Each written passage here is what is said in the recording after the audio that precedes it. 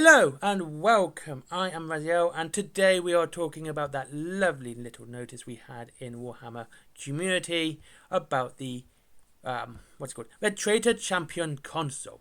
For a start, I'll still say that you should make this yourself because all champions should be made and be unique to the player because they're fun to make. I always make them. I tend to make at least one unit, especially HQ, in all my armies is kit bashed and converted because it gives it a bit of uniqueness for me. However, we've seen this, I'll read it out. Delayed deployment. The imposing new Horse Heresy Traitor Champion Console, initially announced for release in October, will now go on pre-order in November. Loyalist dogs may keep their heads for a few more precious weeks. Well, so what does this mean? Actually, it means a whole lot of nothing, to be honest with you. It just really highlights more than anything else how bad Games Workshop organisational skills are getting. Pre-orders are always meant to be, for every other company and everyone else, a way of telling them how many they need to make first, how many have been bought and sold, and they need to make these, and those are the ones that go out first, and we have them. So a pre-order would be a pre-order. It's not made yet, and this, I was thinking about this could be turned into a very good solution, or at least an experiment which benefits both the consumer and Games Workshop, or Forge World in this case, in a big way. So, basically, it was meant to go on pre-order.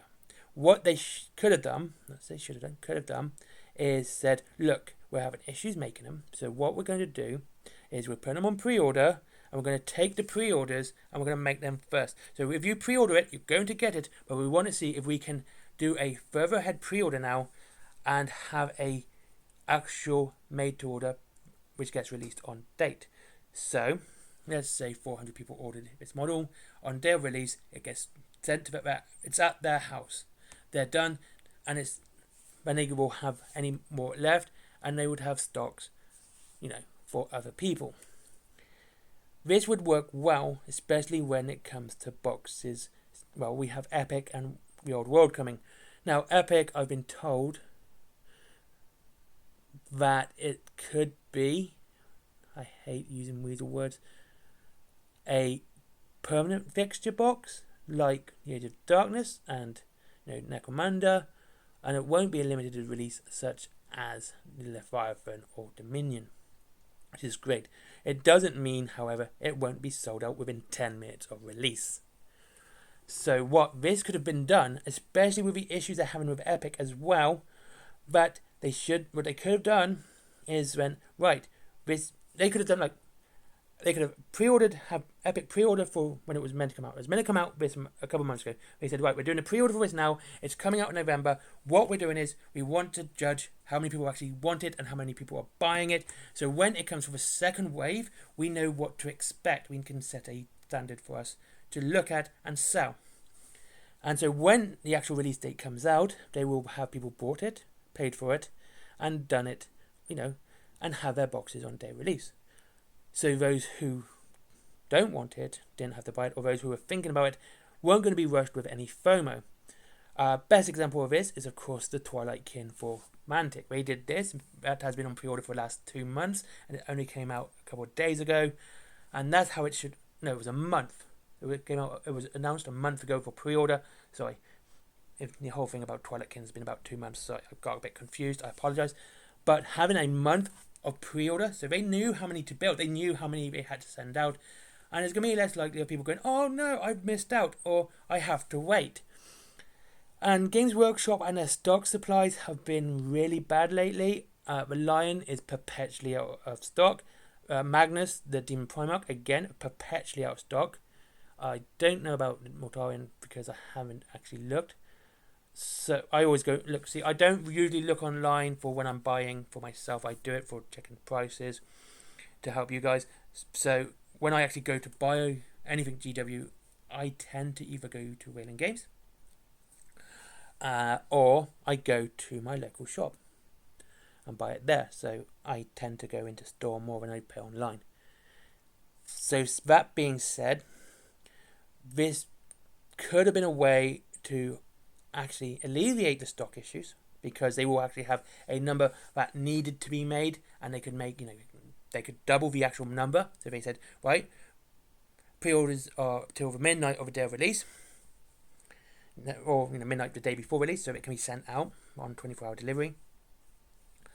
And then after that, any pre-orders after that time will be sent out normally on day of release. So yes, you're going to have to wait an extra 24 hours because you're not going to get it the day of release if we, so midday the day before day release, basically. So it would be hopefully be there by midday the next day. Midday the next day. And they could have done this with Epic. We said, right, we're having issues with Epic, but we're going to use this to our advantage. We are going to use it so you can pre-order. You'll pay for it. We will make your box. You will have had a made box. And we'll be able to make all the boxes that we need to sell and have there when it needs to be made and distributed. So when it comes out, there won't be any, temporary out of stock. It would be none of that. It won't be all over eBay. It would have none of that because people had the boxes and it would have been made as a distribution, as it was needed to be, and extra. So something like an extra 50% on top of what's on, sold. So if they if they sold 1,000, they would make 1,500. They would make the first 1,000 and have them sent out for the day of release, and then the 500 afterwards as a buffer for anyone that bought it, soon after. Okay, those are low numbers, I know, it's just an example. So they could have done that, and that's honestly, in my opinion, that would have been the best bet for this. And they would have really not had this issue they're having with Epic, now showing off the second wave stuff.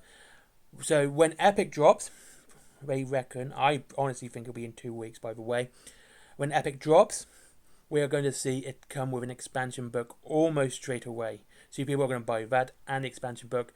And that's not a good thing. And honestly, I don't think that's great. Yes, Leviathan dropped that way as well. They did drop with a campaign book. However, I gotta highlight this, however, all the models and bits and pieces that you get in the box and externally, so like if you were doing Space Marines, if you wanted to get a Rhino or a Gladiator or a Storm Raven, the rules weren't an extra purchase. You didn't have to buy a book for those rules. However, with Epic, when it drops, if you want the bikes and the land speeders and the drop pods, you will be needing to buy that second book. And I got a feeling next Thursday we're going to see that book get shown off. I'm not looking forward to it, to be honest with you. I really am not. I do like these books. I have a huge collection of them now. And so I'm not looking forward to it on the basis that it does feel like this has been such a botched job with Epic that this could be a turn off for many purchasers and many buyers. Are like, well, I want to buy this. This isn't. However, and I want to buy these books, but I don't want to buy a book on top. I don't want to spend the extra 35 quid, 40 quid, whatever it's going to be on top. So let's say the box is 125. That's let's say the bikes are 30. Let's be nice, 30 quid. And then there's a book on top. So we're talking £200 straight away.